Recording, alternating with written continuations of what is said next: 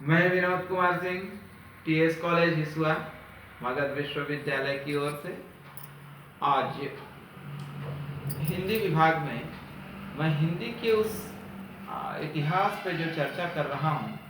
इस चर्चा के अंतर्गत आप देख रहे हैं कि आदिकाल, मध्यकाल के दो पार्ट हो गए, जिसमें हमने देखा है भक्ति काल को और रीतिकाल को, और अब हम आधुनिक पे चल रहे हैं। इसके कई पार्ट्स बटे हुए हैं, कई भाग हैं, जिन भाग में आप देखेंगे कि कई कालों में विभाजन है, नामकरण पर है, किसी व्यक्ति विशेष के आधार पर, या हम कह सकते हैं कि किसी समय को लेकर है, किसी प्रवृत्ति को लेकर है, इत्यादि इत्यादि इत्यादि। ऐसी स्थिति में नामकरण किया हुआ है, तो इन पर बारी बारी से चर्चा होगी। आज हम लोग जो पिछली क्लास में चर्चा कर रहे थे कि कैसे भारतेंदु युग से द्विवेदी युग में हम लोग प्रवेश करते हैं, उस पर चर्चा हुई थी।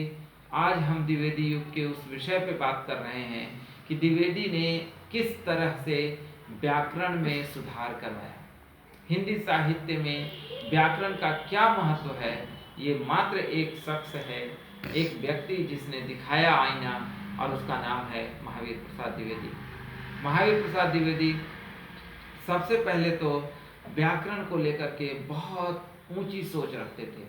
उन्होंने लिखी हुई रचनाओं पर भी लगातार उन्होंने देखा और देखकर कहा कि नहीं, इसमें ये कमी है, इसको फिलहाल सुधार किया जाए। निराला के जूही की कली को उन्होंने कितनी बार रिजेक्ट किया, कितनी बार फेल कर दिया, अपनी पत्रिका में जगह तक नहीं दी, कहीं नहीं, इसमें बहुत तरह की दिक्कतें हैं, श्रृंगारिकता बहुत है, अभद्रता है, शब्दों में वो मिठास नहीं है, बहुत तरह की बात उन्होंने कही और अंत में उसे खारिज कर दिया। द्विवेदी बहुत अनुशासित व्यक्ति रहे, बहुत अनुशासित। वो अनुशासन जिसको लेकर के एक भय पैदा होता है, उस शख्स को देखकर सामने बोलने की हिम्मत नहीं होती थी। रचनाकार बहुत परेशान भी होते थे उनके वजह से, लेकिन वो काल जो लगभग 20 वर्षों का था, वो बहुत ही हिंदी साहित्य के इतिहास में नींव की पत्थर तो नहीं कहेंगे, लेकिन रीढ़ की हड्डी जरूर कहेंगे कि वो मेरुदंड है जिसने रचना को सुधारा, साहित्य को आगे ले जाने का प्रयास किया। उन्होंने व्याकरणिक दृष्टि से चीज़ों को थोड़ी भी त्रुटि है तो उनका कहना था कि नहीं, व्याकरण साहित्य का एक अनुशासन है। किसी भी लेख के प्रति या किसी भी साहित्य के प्रति व्याकरण उसकी वो हड्डियां हैं, वो ढांचा है जिसके बगैर मांस का लोथड़ा बन जाएगा, लुंज पुंज हमारी शरीर, हमारा जो ये देह है, ये देह लुंज पुंज हो जाएगी, शरीर बिल्कुल इकट्ठा हो जाएगा।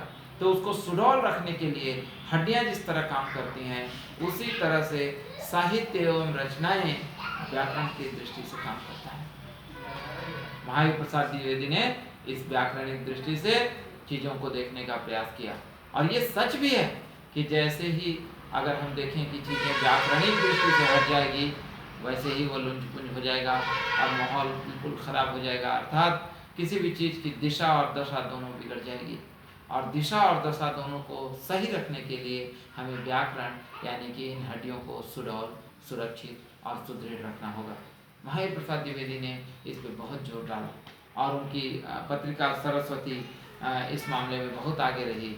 इसके बाद उन्होंने साहित्य संपत्ति लिखते हुए उन्होंने व्याकरण पर बड़ी दृष्टि डाली है।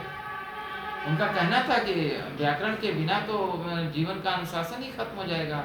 जैसे जीवन में एक डिसिप्लिन, एक अनुशासन होना चाहिए, अर्थात कब सुबह जगना है, कब शाम को सो जाना है, कब खाना खाना है और कैसे खाना है, ये जो अनुशासन है, यही अनुशासन साहित्य में व्याकरण रखता है।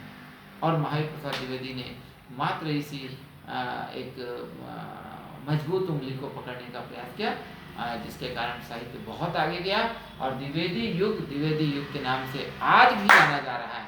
कारण मात्र यही है कि व्याकरण की दृष्टि से इस काल ने साहित्य को एक मजबूती प्रदान की, एक सुदृढ़ता लाई। आज के लिए हम इतना रखते हैं। कल की बातचीत हम करेंगे कि कैसे द्विवेदी युग में रचनाओं पर विशेष ध्यान दिया गया। आज के लिए इतना रखें। विशेष बातें कल की जाएगी। चीज़ों को पढ़ें, समझें। और डॉक्टर नगेंद्र की किताब मैं लगातार बोला हूँ, तो डॉक्टर नगेंद्र की वो किताब जिसमें द्विवेदी युग देखें, अच्छे से पढ़ें, समझें। आगे की चर्चा आगे होगी। आज के लिए इतना ही। बहुत बहुत धन्यवाद। नमस्कार।